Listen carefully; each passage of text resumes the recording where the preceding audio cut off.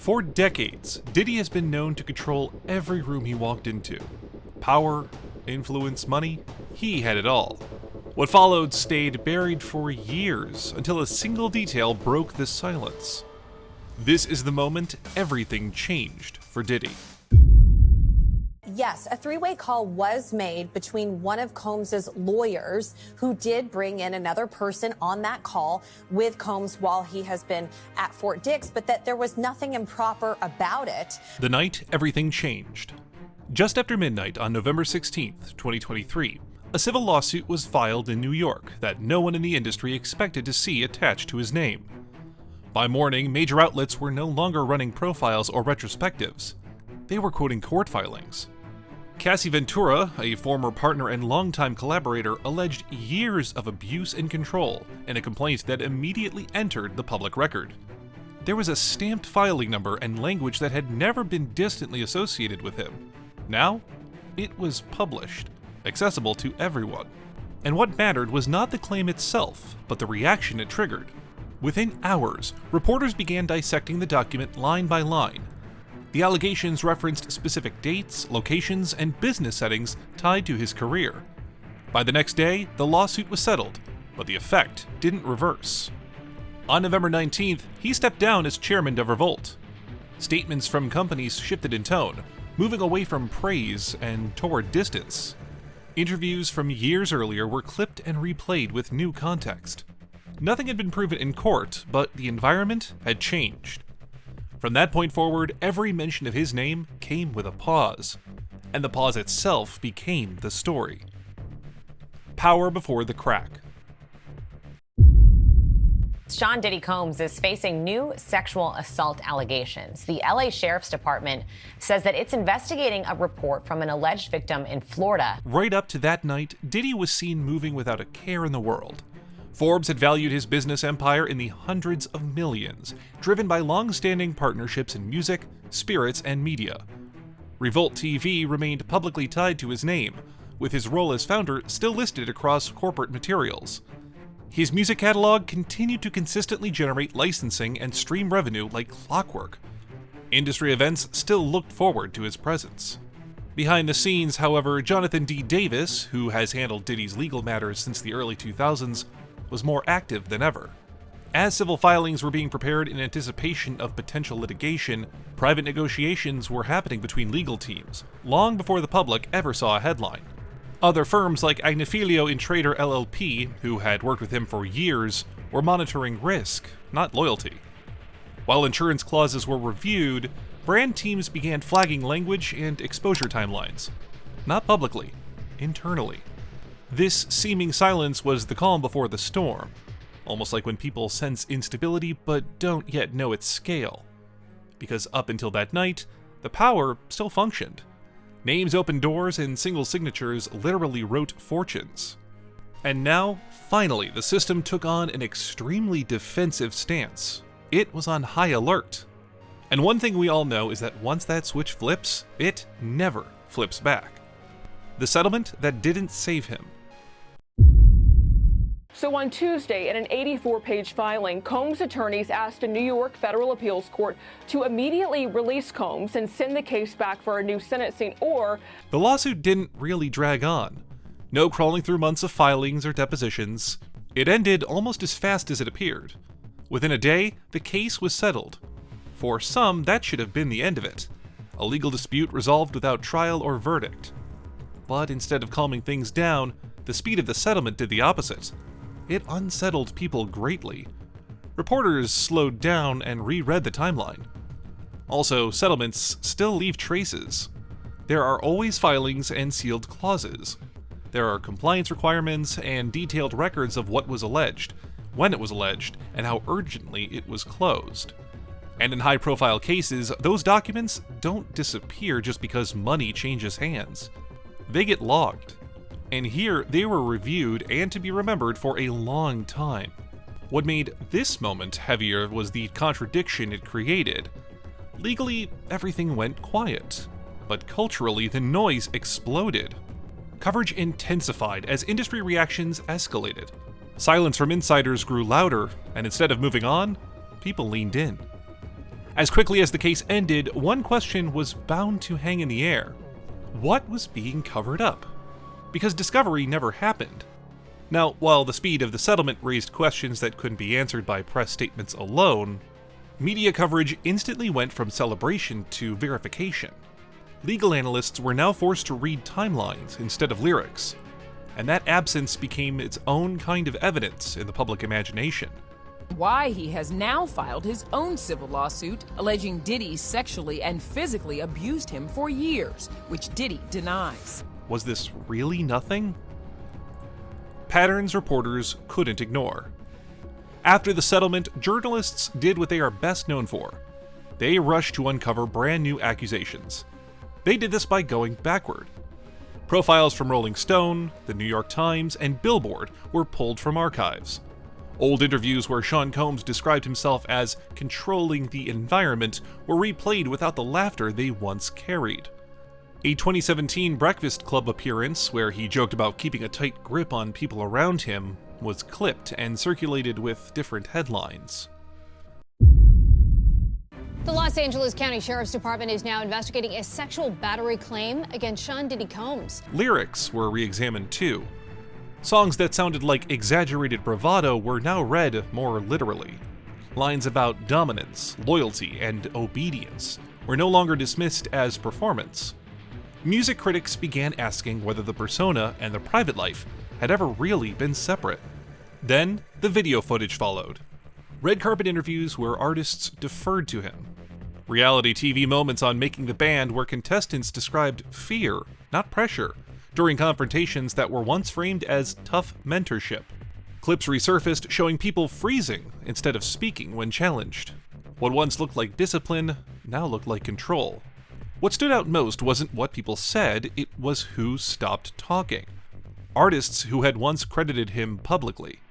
Their silence became measurable. And that's when fear replaced dread. People weren't finding new information, they were giving new meaning to old information differently. When distance became strategy.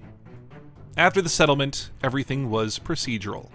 On November 19, 2023, just days after the lawsuit became public, Sean Combs stepped down as chairman of Revolt TV. The company emphasized continuity instead of conflict. The statement focused on leadership stability and not the reason for his exit. No condemnation was visible, just separation. That same pattern appeared elsewhere as corporate language began changing. Press pages were updated with shortened bios. References to him as an active partner softened into past tense acknowledgments. In some cases, his name disappeared entirely from forward-facing materials, replaced by neutral phrases like founder or former chairman. This wasn't about morality, it was about exposure. By that point, executives and advisors were running numbers, risk assessments, and even insurance clauses. Legal teams weren't asking whether allegations were proven. They were asking how fast liability could spread if more filings appeared. And history mattered. Earlier in 2023, Diageo had already sued Combs over disputes tied to Ciroc and De Leon, a case that ended with a public split and a payout. That context now was more critical than ever. It truly is about the Benjamin, as we see. Oh yes, he's glittering. It truly is about the Benjamin. Well, now when we come back, we're going to talk more with Puffy, and if you want to hang out, more than welcome to stick around, my brother. The cost of association became measurable. Brand value, shareholder confidence after the media blowback stopped working like clockwork. No one held a press conference to denounce him. They simply stopped standing next to him. The federal shift. I gotta say, this is awful that Diddy owes his life to Mark Agnifilo. He could have gotten life in prison were it not for Mark Agnifilo, his defense lawyer, who had a brilliant strategy. Civil lawsuits damage reputations, but federal attention changes lives. By early 2024, the conversation around Sean Combs began shifting away from private disputes and toward federal jurisdiction. That distinction was important, because while civil cases revolve around claims and compensation, federal investigations focus on patterns, evidence chains, and criminal exposure in detail. That is higher standards, a lot more consequences. Timing is what made this turn even more unsettling.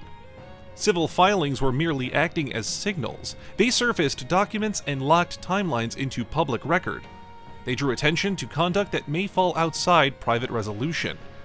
And when multiple complaints began pointing in similar directions, federal agencies don't need press conferences to move. They need cause. Behind the scenes, legal observers noted that overlap. Allegations referencing interstate travel, claims involving coercion and control, and mentions of business infrastructure instead of isolated behavior. These are the kind of details that didn't stay confined to civil courtrooms for long. The atmosphere changed drastically. Crisis management stopped being about optics and became about containment. Statements grew shorter, and appearances stopped completely. That's when control truly slipped, and things took a turn for the worse. The raids.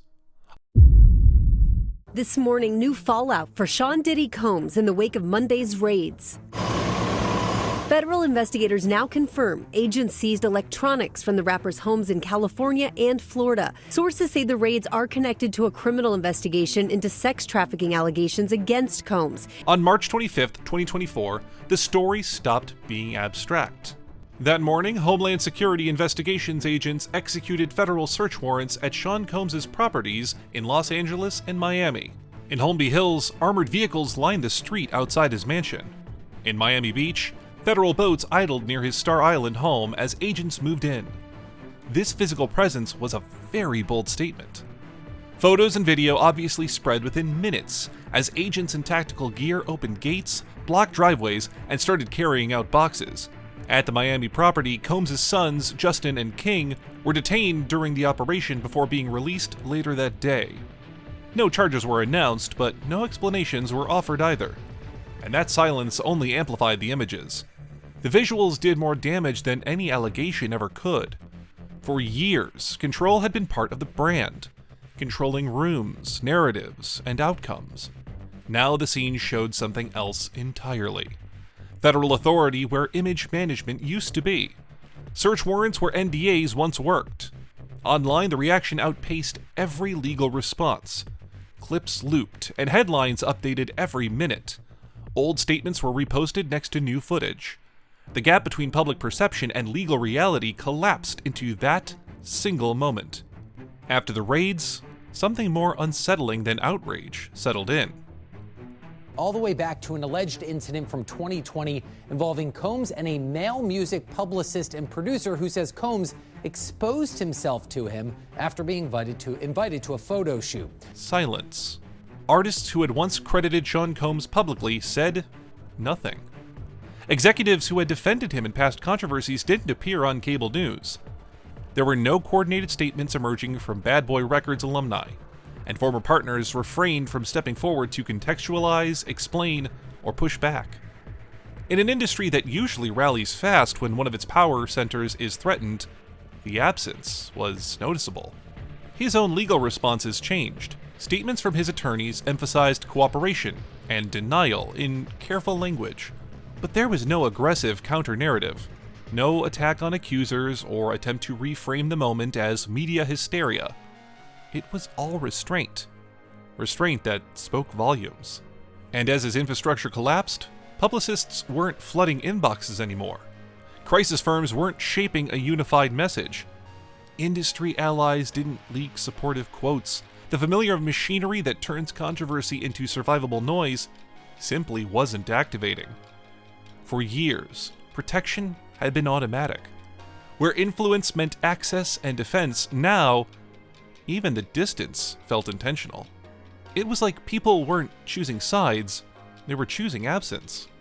Because when a system believes it can still protect someone, it responds loudly. When it believes it can't, or shouldn't, it goes quiet. And that indicated that the system had already decided something. The name that no longer works. By mid-2024, Sean Combs' name no longer carried the weight it once did. Doors that had once opened with a single call remained shut. Introductions that once guaranteed meetings, collaborations, or investments now required lengthy explanations. Even casual references in industry conversations were hedged and cautious, tentative. His brand of influence, cultivated over decades, had become conditional and very fragile. Combs' legal team says Netflix is relying on stolen footage, even sending a cease and desist to the streamer ahead of its release, calling it a shameful hit piece. As projects stalled, Revolt TV postponed a series. Rumored partnerships with beverage brands were shelved indefinitely. There were music collaborations that had been in discussions for months that just faded from public view. Other releases were delayed not due to logistics, but because partners calculated the risk of association. Legal outcomes didn't dictate these decisions. Civil cases were settled. There wasn't any exoneration or sweeping conclusion, just the recognition that influence, once taken for granted, can evaporate in moments. The system deems unprotected, and with that, the weight of what remained unresolved settled over everything.